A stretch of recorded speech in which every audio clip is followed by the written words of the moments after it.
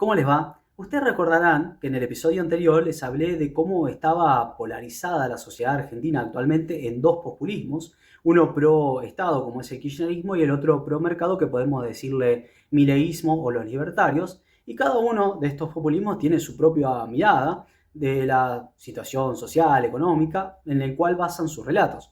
No obstante, yo desde mi humilde lugar trato de saltarme esos relatos, de saltarme también la polarización extrema a la que está sometida Argentina y poder inmiscuirme, poder averiguar, ver bien si se trata de mitos o realidades. Hoy me pregunto si la década ganada del kirchnerismo fue un mito o una realidad.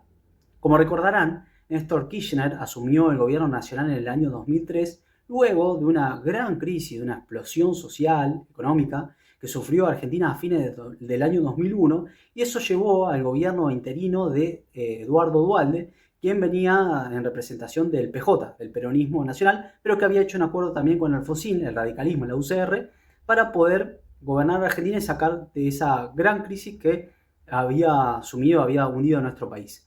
Por lo tanto, Néstor Kirchner asume con se denomina la mejor herencia económica desde el regreso a la democracia argentina desde el año 1983. ¿Por qué? Porque Duhalde, junto a su ministro de Economía en ese momento, Remeles Nicom, habían hecho lo que se llama el trabajo sucio, ¿sí? Un gran ajuste, sobre todo una devaluación del 400%, la especificación asimétrica, habían acomodado la macroeconomía, podríamos decir, y habían generado un superávit gemelo, es decir, el fiscal y el externo. Pero esto se los explica mejor, muchísimo mejor, el mismísimo ministro de Economía de su gobierno en ese momento, en una nota que realizó con Carlos Pagni en el año 2023. Miren. Cuando uno mira todo el discurso kirchnerista, de Néstor Kirchner y de Cristina Kirchner, sistemáticamente ellos se presentan como aquellos que han rescatado a la Argentina del incendio, que recibieron un país en llamas, y es un argumento extraordinario para pedirte consenso y para pedirte que le sigas renovando el poder, de tal manera que no volvamos a ese pasado. Tal cual. Y eso, si uno mira la historia, y sobre todo si lee tus libros, es bastante distinto de lo que pasó. Yo creo que el relato empezó cuando asumió Néstor, diciendo lo que vos acabas de señalar. Porque lo de los 115 días son los días que yo estuve en el ministerio y que tomamos todas las decisiones como para salir lo más ordenadamente posible de la convertibilidad, tener equilibrio fiscal, equilibrio en el balance de pagos, tipo de cambio competitivo y tender la estabilidad de precios. Cuando asume Néstor, él tiene la mejor herencia de toda la democracia. La inflación era 3% anual. 3% anual. La economía crecía al 8%, había equilibrio fiscal, superávit comercial y en cuenta corriente, y el tipo de cambio era competitivo. Y cierto es que quedaban los temas sociales quedaban para resolver, porque primero, en una crisis, si no se resuelve lo económico, olvídate de lo social. Son elecciones que uno tiene que tomar, pero que a la larga dan sus frutos. Nosotros... ¿Qué límite tiene esa afirmación? ¿Hasta dónde podés olvidarte de lo social? Y eso es el olfato.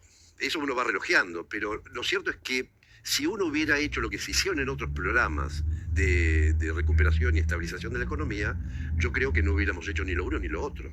Lo que le quedó a Néstor fue empezar a bajar la pobreza y empezar a mejorar la ocupación. Esto es totalmente cierto.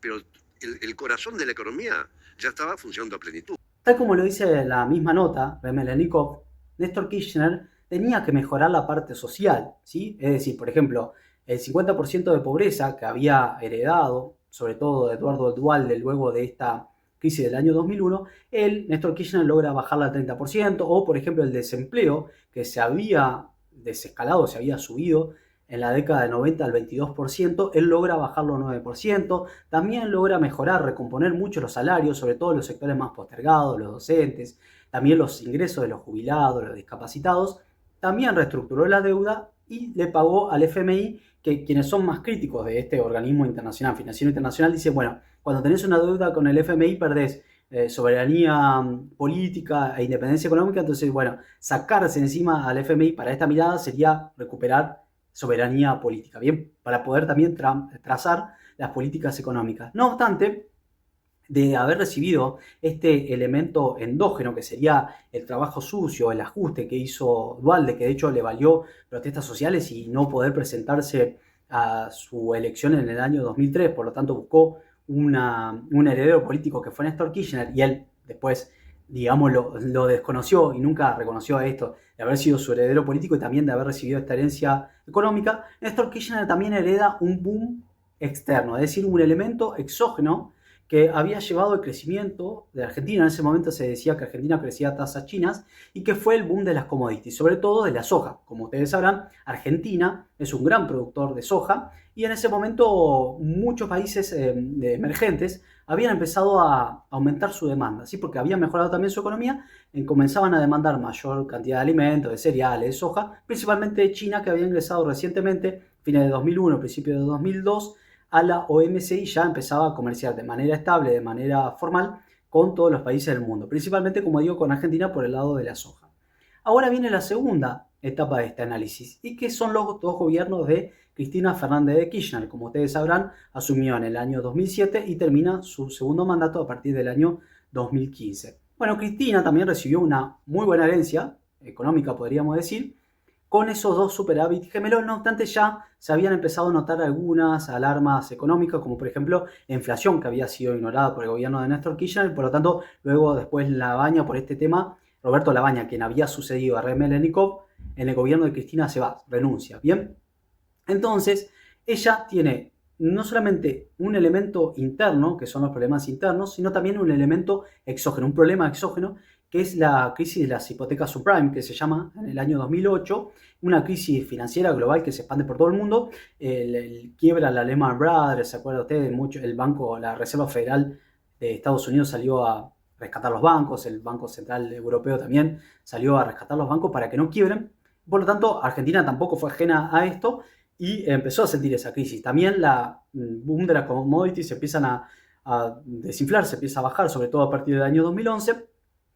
Pero como decía, también tuvo problemas internos, ¿sí? Por lo tanto, ella fue esos superávit gemelos que había recibido de Néstor Kirchner y que Néstor Kirchner había heredado de Duhalde, los convirtió en déficit gemelos, ¿sí? Por lo tanto, el déficit fiscal llegó, por ejemplo, a menos de 4,2% del PBI, es decir, 4,2% negativo respecto al PBI. Y el de cuenta corriente, el déficit de cuenta corriente era menos 5,1% del PBI. Paralelamente, también ella aumentó los impuestos y las contribuciones sociales. ¿Por qué? Ahora le voy a explicar. Principalmente todo este aumento de gasto público fue a parar al tema de los subsidios de la energía y de transporte. Y ahora les explico rápidamente por qué. Porque cuando Néstor Kirchner asume y ella también asume, la torta, supongamos que de 100, sí, estoy diciendo cualquier número, ¿no? Pero para que ustedes comprendan, la torta económica argentina era 100. Si los trabajadores recibían el 20% de ese 100, ¿cuánto es? 20. Si la torta se agranda, no por una virtud de Argentina, sino por un elemento exógeno, se agranda a 200, el 20% de 200 pasa a ser 40. Es decir, que los trabajadores pasaron a cobrar el doble. De hecho, en su momento se decía que representaban alrededor del 50% del PBI argentino, lo que cobraba un trabajador en esos gobiernos. Entonces, por lo tanto, vieron duplicados sus ingresos. Pero cuando esa torta, cuando ese elemento exógeno hace que la torta vuelva a su tamaño original, es decir, a 100, van a haber reducido sus ingresos a la mitad. Entonces, ¿qué empezó a hacer Cristina acá? Para que los trabajadores no sientan la disminución de sus ingresos. Empezó a hacer trampa, a subsidiar el transporte, a subsidiar la energía, también dar mucha asistencia social para fomentar el consumo, pero eso hay que subvencionarlo con algo, ya sea con impuestos, que ya los había aumentado y empezó a presionar, ¿no?, sobre la actividad económica, o también pedir deuda externa, pero en ese momento Argentina no le prestaba, no tenía acceso al crédito internacional. Aparte, Cristina tenía un sesgo ideológico, decía no quiero pedir, pero entonces lo subsidiaba como con la emisión monetaria, que es lo que terminó generando, técnicamente se llama política monetaria expansiva, pero yo se lo hago más simple, emisión monetaria, y eso terminó generando luego una explosión de la inflación que termina indirectamente después perjudicando a los que supuestamente quiere beneficiar, porque pega con más fuerza a los más vulnerables, a los trabajadores, a los discapacitados, a los jubilados, a los pobres, porque las clases más altas son los que tienen mejores instrumentos o tienen mejores herramientas para poder saltarse ese impuesto inflacionario, como se le llama. Bien, entonces, este gasto social que lo había incrementado, como decía, lo había llevado sobre todo a la energía, al transporte, habla, por ejemplo, de que duplicó el gasto público, pasando así del 13,8% del PBI en el año 2003 al 25,9% en el año 2015, cuando finaliza su segundo mandato. Lo duplicó, literalmente. Pero a todo esto se los explica mucho mejor Remelenikov en la otra parte de la nota que le cité anteriormente. Y de a partir de ahí, y un poco por lo que vos dijiste recién, que comparto plenamente, de que se dio énfasis al consumo y no a la inversión y a las exportaciones, por un lado. Y por el otro, se creó un Estado enorme donde los servicios han desmejorado, porque ese aumento del Estado básicamente fue la duplicación del personal, la incorporación de gente que no servía para los hospitales o las escuelas o las Tengo comisarías. una pregunta que sería contrafactual. Vamos a ver ahora el 25 de mayo la conmemoración, la autocelebración del kirchnerismo por estos 20 años. ¿Cómo te hubiera gustado que hubiera seguido la historia de la economía argentina durante los gobiernos de los Kirchner? Distinto de lo que fue. Que se hubiera continuado manteniendo los pilares que empezamos nosotros a principios del 2002. Mantener una macroeconomía lo más equilibrada posible. ¿Eso qué significa? Significa que no hay atraso cambiario, y no hay atraso tarifario, y no hay atraso salarial. Eso va siguiendo como el funcionamiento de la economía.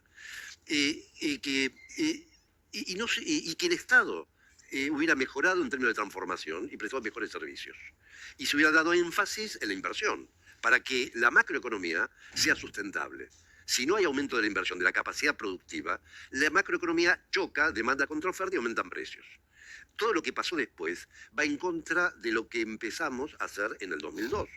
La inflación del 3% de Néstor, él la deja a 15%, con control de precios y fraguando las estadísticas. Y atraso tarifario. Y atraso tarifario. Y ya los equilibrios empezaban a tambalear. Con Cristina desaparecieron. Desapareció el equilibrio fiscal, cuenta corriente. Se había llegado a tener 40.000 millones de dólares de reservas.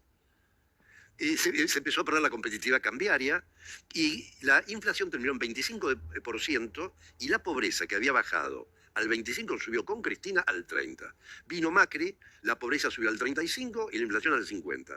Viene el gobierno de Alberto y Cristina, pasa la pobreza del 35 al 40, un poco más, y la inflación del 50 al 150. Con lo cual, de alguna manera, uno siente tristeza y bronca. Es como que no hemos aprendido nada. Y no hemos aprendido nada porque la política ve a la economía con un sentido voluntarista y mágico. Cuando nosotros lleguemos, que tenemos voluntad de que el país salga adelante, la cosa va a cambiar. Y mágico porque el presidente va a decir que hay que ir para allá y toda la economía va a ir para allá. Nunca se discuten los instrumentos. Se dice vamos a crecer, vamos a bajar la pobreza, aumentar las exportaciones de valor agregado, y nunca dicen cómo. Y cuando llegan al gobierno, siguen haciendo más o menos lo del anterior, pues no tienen ni un programa ni creatividad. Entonces la verdad que es muy decepcionante. Además de todo lo analizado, Cristina Fernández de Kirchner dejó el Banco Central en rojo, sin reservas, luego de haber acumulado por momentos alrededor de 52.000 millones de dólares en la parte digamos, lo que sea brutos, o 40.000 millones de dólares netos. Lo dejó en rojo. Recordarán, no sé si ustedes recordarán, pero si no se lo recuerdo ahora, que ella había heredado como presidente del BCRA de Néstor Kirchner a Martín Redrado. En un momento, en el año 2010, cuando se da cuenta que ya no tiene forma de financiar de manera genuina este gasto público que había empezado a aumentar y luego lo duplicó, quería financiarlo con las reservas. Martín Redrado dice no, el BCRA es independiente, la Carta Orgánica lo establece así, tiene autonomía, se atrincheró en el puesto, incluso interpuso un amparo en la justicia, salió favorable, pudo resistir un tiempo, pero luego Cristina lo sacó, reformó la Carta Orgánica y terminó tocando esta reserva que luego se fugaron y se fueron, pero esto se lo explica mucho mejor Gabriel Rubinstein, quien fuera viceministro de Sergio Massa cuando asumen, se acuerda, a fines de julio del 2022 como superministro, que en los hechos era un presidente y Alberto Fernández quedó descartado, quedó al margen, y él era el verdadero ministro de Economía y se suponía que iba a ser el ministro de Economía si Sergio Massa era elegido presidente en el año 2023. Por lo tanto, se los explica mucho mejor uno propio. Uno propio declaró lo siguiente sobre la economía de Cristina Fernández de Kirchner. No parece que sea que el presidente es el administrador de la cosa pública. Parece que todos quieren ser Napoleón y quieren hacer la revolución. Y si caen en eso, cae la economía. Y entonces le dan, en el caso de Cristina, era una especie de revolución redistribucionista y estropeó la macroeconomía, que era una macroeconomía muy sana, y la estropeó de 3 de superávit a 4 de déficit, sin pandemia, sin guerra, sin ninguna razón, porque aparte políticamente la votaban igual. Así que no había ninguna razón ni económica ni política para hacer lo que hizo Cristina. Un error mayúsculo. Y yo creo que esos son producto de la megalomanía del gobernante, que quiere en su corto paso por el poder dejar una huella para toda la historia. Ella perdió 40.000 millones de dólares de reservas del Banco Central. Para un país como Argentina, que ella misma dice que es bimonetario, ella lo dice. ¿En cuánto tiempo perdió? Y de 2011 a 2015 perdió 40.000 millones de dólares. Y eso que perdió, desde ese momento tenemos riesgos de hiperinflación que ni siquiera ahora se han disipado totalmente. Entonces, por todo lo analizado, lo visto hasta acá, podemos ver que lo que se llamó la década ganada, en los hechos fue más que una realidad, fue un mito, ¿sí? Rompiendo así el relato sobre el cual basa todo su épica económica el kirchnerismo. Y la verdad que es una lástima no solo por nosotros, ¿no? Como país, por una oportunidad perdida, por las consecuencias sociales que eso generó, sino también porque podemos ver, compararlo de los números fríos internos, pero también podemos compararlos con los números y con las consecuencias sociales de otros países, como por ejemplo Brasil y Uruguay, que gozaron de los mismos beneficios externos nuestros, ¿sí? de ese boom externo de las commodities, que lo administraron de otra manera, no solamente fortaleciendo su banco central, ¿sí? Teniendo reservas, por ejemplo, que hoy podría evitar Argentina los riesgos de hiperinflación, ¿sí? También esta volatilidad cambiaria, sino que también le dieron previsibilidad, estabilidad económica y también le dieron, obviamente, estabilidad a la economía y sacaron a la gente de la pobreza. Y eso no lo digo yo, sino se los dice mejor Leopoldo Tornaroli, profesor de Economía de la Universidad Nacional de La Plata, investigador de la pobreza, integrante del CEDLAS, que es un instituto de investigaciones económicas dependiente de la Universidad Nacional de La Plata, es decir, una palabra súper autorizada, se los va a explicar acá. Y de hecho va a romper con un mito que instaló la progresía argentina de que Bolsonaro en Brasil fue muy malo para la pobreza. Y con esto me despido. Les digo hasta el episodio que viene. El resto de la región. Ahí te iba a decir, porque yo una vez vi laburos tuyos donde vos comparabas en el periodo de bonanza con precios de los commodities en distintos países de la región, cómo era la tendencia de pobreza y cómo fue la tendencia en Argentina. ¿Me recordás eso? Y sobre todo, ¿qué pasó en el resto de la región ahora post pandemia? ¿Estamos todos en esta de disparada de la pobreza? ¿Cómo es la comparación? No, mira, lo que pasó fue, bueno, Argentina fue en la primera década de este siglo, Argentina, después de la salida de la convertibilidad y del pico de pobreza, Argentina quizás es el mejor en términos de mejora de pobreza, pero teniendo en cuenta que partíamos de una situación históricamente rara para Argentina. Estábamos en niveles de pobreza que no eran los normales, estábamos en 60%, gran parte de eso era coyuntural, claro, por la salida de la convertibilidad. Entonces Argentina recuperó rápidamente eso. Cuando Argentina recupera los niveles previos de la convertibilidad, luego se mueve un par de años más o menos al mismo ritmo que la región, y cuando empezamos a perder es a partir de 2011 más o menos. A partir de 2011 Argentina se estanca completamente en la mejora de la lucha a la pobreza. Los países de la región también ven desacelerar las mejoras, ya no crecen tanto como en la primera década, ni reducen la pobreza tanto, pero tienden a mejorar año a año, aunque sea un poquito, ¿no? Y eso en el acumulado obviamente suma bastante. El ejemplo que siempre doy es el de Uruguay. Uruguay de 2011 hasta 2023 no tuvo un crecimiento que uno diga, qué bárbaro, Uruguay fue espectacular. Pero tuvo un crecimiento. Argentina no, Argentina va a terminar este año con el mismo producto per cápita que 2007. Si nosotros hubiéramos tenido entre 2011 y 2023 el crecimiento que tuvo Uruguay, la pobreza sería menor al 30% y no mayor al 40% como dio ayer. Respecto a la salida de la pandemia, la mayoría de los países ya están mejorando. Los dos casos más claros de empeoramiento son Argentina y Perú. Perú sabemos que tuvo una gestión de la pandemia terrible, recordá que fue el país récord en muertos y demás, y también en aumento de la pobreza. Hubo un caso extraordinario que fue Brasil, que durante la pandemia bajó la pobreza porque transfirió muchísimos recursos. Al año siguiente, en 2021, subió, al contrario de la mayoría de los países que lograron bajar, pero en 2022 volvió a recuperarse. Perdóname, Leo, que te haga un punto ahí. La pobreza bajó con Bolsonaro en medio de la pandemia porque la idea instalada fue que la gestión de pandemia de Bolsonaro fue malísima. Sí, la pobreza bajó y bajó bastante, depende de la medida que se tome. Lo que pasó ahí que sí, Bolsonaro primero, digamos, la cronología es que Bolsonaro primero se negó un poco a tomar una medida muy fuerte, pero luego se dio, el Congreso pujaba por alguna transferencia de un programa que se llamó Auxilio de Emergencia, que ahora se llama Auxilio Brasil, y entonces Bolsonaro se subió a esa hora, se dio cuenta que convenía, y sí, fue el único país de la región donde la pobreza cayó durante la pandemia. Transfirieron ingresos a algo así como 66 millones de personas.